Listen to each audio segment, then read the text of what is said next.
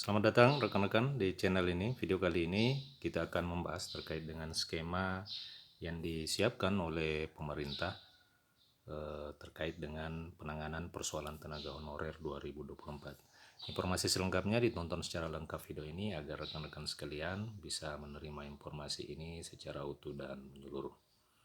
Rekan-rekan sekalian, diketahui bersama bahwa sesuai dengan Undang-Undang ASN terbaru nomor 20 tahun 2023,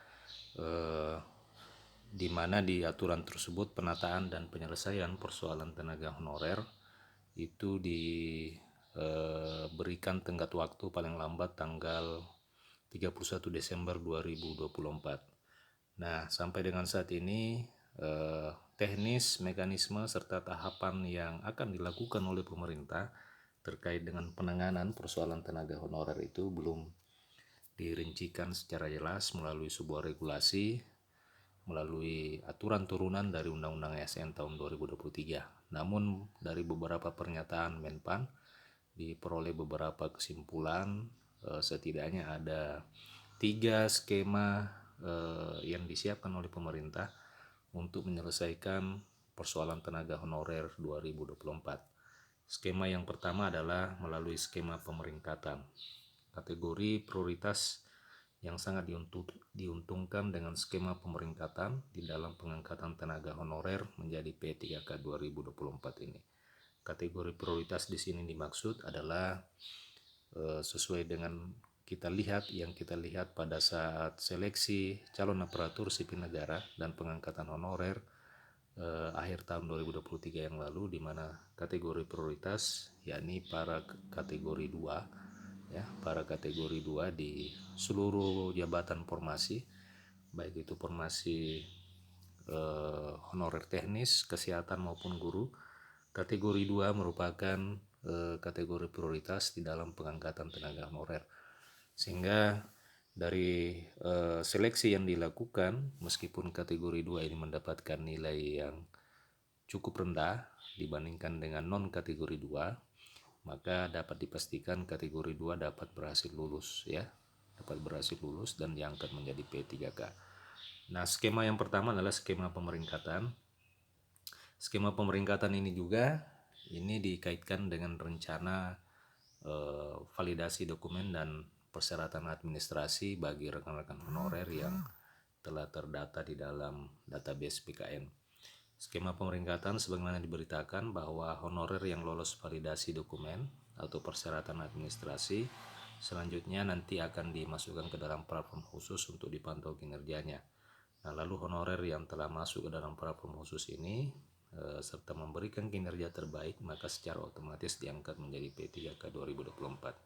Nah, ini hal yang baru lagi, bahwa akan dilakukan pemeringkatan kinerja, ya, pemeringkatan kinerja terbaik, maka secara otomatis diangkat menjadi P3K 2024. Apakah tanpa melalui tes? Kita juga belum bisa berandai-andai, oleh karena memang belum ada secara resmi regulasi tertulis yang bisa menjadi acuan terkait dengan skema ini. Kemudian skema yang kedua adalah skema prioritas masa kerja dan usia. Pemerintah tentu sangat mengutamakan tenaga honorer dengan masa kerja paling lama daripada yang lainnya. Hal ini memang harus diselesaikan supaya tidak merugikan negara. Nah, terkait dengan usia juga harus diperhatikan karena banyak tenaga honorer yang ingin diangkat langsung menjadi P3K tetapi usianya tidak memenuhi syarat prioritas. Untuk terkait dengan usia, pada saat seleksi penerimaan P3K 2023 yang lalu itu belum dilakukan dan belum nampak kebijakan mengutamakan tenaga honorer dengan usia-usia tertentu, ya. Usia yang di atas 40 tahun ke atas sama saja dengan usia 40 tahun ke bawah. Jadi semua bersaing dalam sebuah tes CAT. Nah, mudah-mudahan di tahun 2024 ini atau di peraturan pemerintah tentang manajemen ASN, usia menjadi faktor prioritas yang bisa dijadikan dasar dalam pengangkatan honorer menjadi P3K. Namun rekan-rekan sekalian, tenaga yang diprioritaskan dari 1,6 juta formasi yang disiapkan yakni adalah non ASN yang termasuk tenaga honorer kategori 2 dari rekrutmen yang telah berjalan sampai dengan 2023. Jadi seperti yang saya katakan, tenaga honorer kategori 2 tetap menjadi prioritas utama.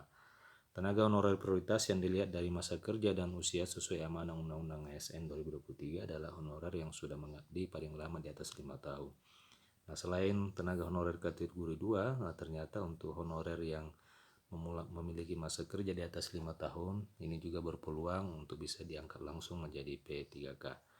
Rekan-rekan sekalian, skema selanjutnya adalah skema surat pernyataan tanggung jawab mutlak dan verifikasi serta validasi data.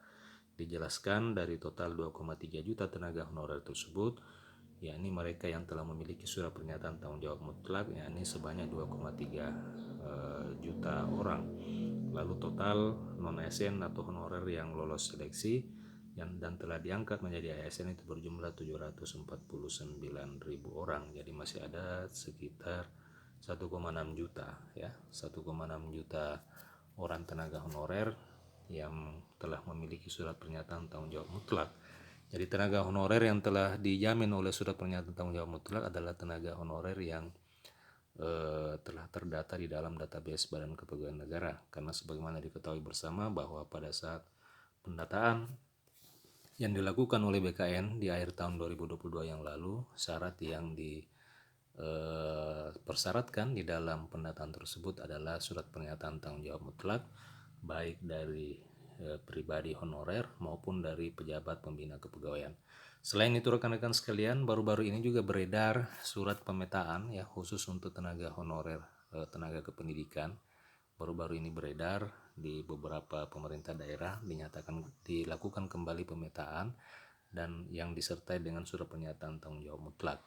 Nah, memang keberadaan surat pernyataan tanggung jawab mutlak ini merupakan salah satu dokumen penting di dalam memastikan kebenaran dan keabsahan data tenaga honorer yang ada dalam database BKN. Sebagai langkah awal sebenarnya BKN dan BPKP saat ini sudah melakukan piloting verbal data terhadap para tenaga honorer. Sementara itu, Menpan RB telah menyampaikan bahwa salah satu fokus penataan ASN tahun 2024 adalah masih berfokus kepada pemerataan guru. Walaupun mungkin di sisi lain untuk honorer tenaga teknis tetap menjadi perhatian pemerintah, itu ditandai dengan banyaknya formasi untuk honorer teknis ya pada tahun ini, beda dengan tahun-tahun sebelumnya. Jika tahun-tahun sebelumnya hanya berkisar di bawah angka 100.000 orang formasi, namun di tahun ini itu bisa mencapai 500.000 formasi khusus untuk mengakomodir para tenaga honorer teknis. Semoga ini merupakan salah satu jalan yang bisa ditempuh oleh rekan-rekan honorer agar bisa berubah status menjadi aparatur sipil negara. Namun yang menjadi persoalan adalah terkait dengan mekanisme seleksi dan pengangkatan yang sampai dengan saat ini memang masih belum jelas. Apakah memang masih mengacu kepada regulasi lama, yakni tahun-tahun sebelumnya, ataukah memang akan ada regulasi terbaru di dalam rangka penataan dan pengangkatan tenaga honorer khususnya seleksi P3K tahun 2023 ini.